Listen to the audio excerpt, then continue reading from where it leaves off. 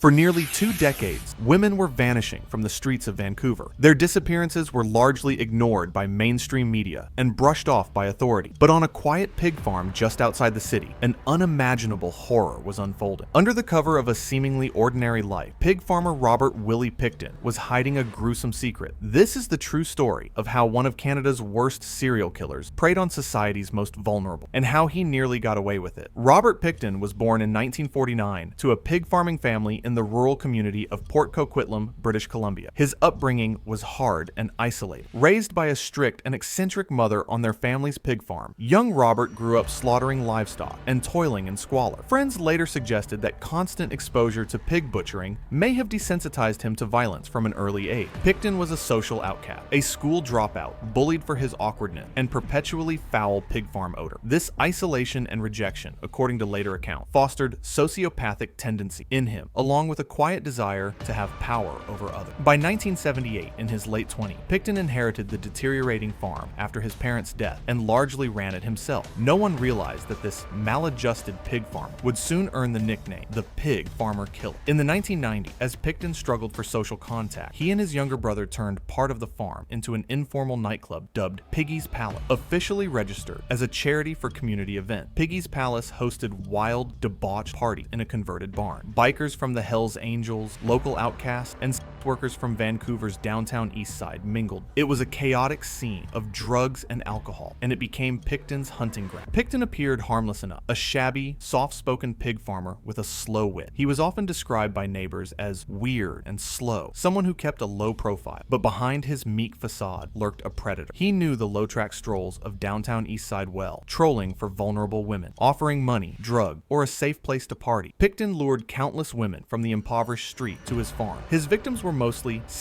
and women struggling with addiction, many of them indigenous, all living on the margins of society. Once they were on that farm, isolated by acres of mud, machinery, and pens of pig, many never returned. Though the full extent of Pickton's crimes would only emerge years later, it's believed he began killing in the late 1970s or early 1980s. He had learned how to efficiently butcher large animals, and chillingly, he applied those same skills to his victims. It's alleged that Pickton killed these women and disposed of their remains as if they were slaughterhouse waste. Investigators would later uncover that he disposed of bodies in grotesque ways, some body parts packed in freezers, others ground up and mixed with pig feed. He had turned his farm into a personal killing field, hiding evidence in the very soil and meat that were part of his daily life. By the 1990s, the disappearance of women from downtown Eastside had become a haunting pattern. Dozens of women, mostly impoverished indigenous women and sex workers, had vanished without a trace. Families and friends plastered posters and pressed police for answers.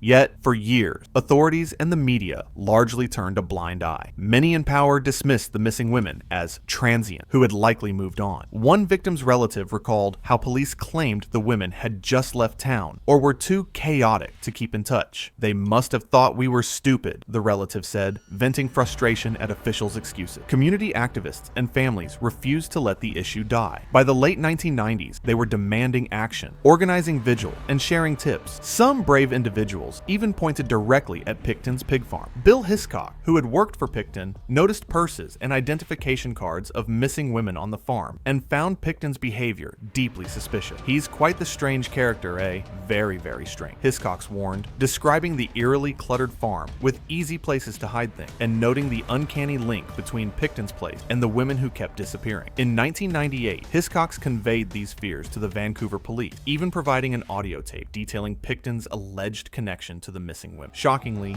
no concerted investigation followed. In 1997, an incident occurred that could have stopped Pickton's reign of terror, but didn't. A woman named Wendy Lynn Eistetter, a sex worker, attended one of Pickton's raucous Piggy's Palace party. There, Pickton violently attacked her, attempting to handcuff and stab her. In a desperate fight for her life, Wendy stabbed him back and escaped, collapsing on the road covered in blood. She survived and informed police. Pickton was charged with attempted murder, and authorities actually searched his farm during the investigation. That search turned up illegal guns and some disturbing items, but apparently no definitive proof of murder. murder at the time. Inexplicably, the charges were later dropped, reportedly because prosecutors felt Wendy, struggling with addiction, was not a reliable witness. Pickton walked free, and the disappearances continued unabated. Multiple red flags were waved in front of law enforcement, but systemic failures and biases caused them to be ignored. Vancouver police were reluctant to acknowledge a serial killer preying on these women. Internally, there was even disagreement. Geographic profiler Inspector Kim Rossmo had formally warned in the late 90s that the pattern of so many women vanishing in one area indicated a serial murderer at work. Tragically, his superiors dismissed the idea. They failed to see the fire beneath the smoke and acted too little, too late, Rossmo later said of his colleagues' denial. Deeper biases were at play as well. As criminologist John Lohman starkly put it, these women are the most stigmatized group in society. They are not as important to society as other women. Prejudice against indigenous, drug-dependent sex workers meant the alarms raised by the community were not taken seriously. In fact, it took 18 long years from the first reported disappearance for police to form a dedicated missing women task force in 2001, which at last recognized that a single predator might be responsible. By then, the casualty count had risen dramatically. In Vancouver's downtown east side, fear and grief took hold. This impoverished neighborhood, littered with syringes and suffering, known as Low Track, was home to those society had forsaken. One by one, the victims' stories emerged. Serena Abotswe was just 29, struggling to overcome drug addiction. She would call home every day, and then she just stopped, her mother later recalled, heartbrokenly. Serena vanished days before her 30th birthday, never to celebrate. Mona Wilson, 26, was remembered as a very sweet young woman who had endured much violence in her life. Each missing woman left behind people who cared, families and friends who refused to forget even when the broader public looked away. The community's outcry finally forced a response. By early 2002, the joint RCMP Vancouver Police Missing Women Task Force had a list of over 60 missing women and tips about the pig farm in Port Coquitlam could no longer be ignored. One woman who escaped the violence later summed up the situation on Pickton's farm. That farm was the dregs of the earth. It was a hellhole. You can say to someone,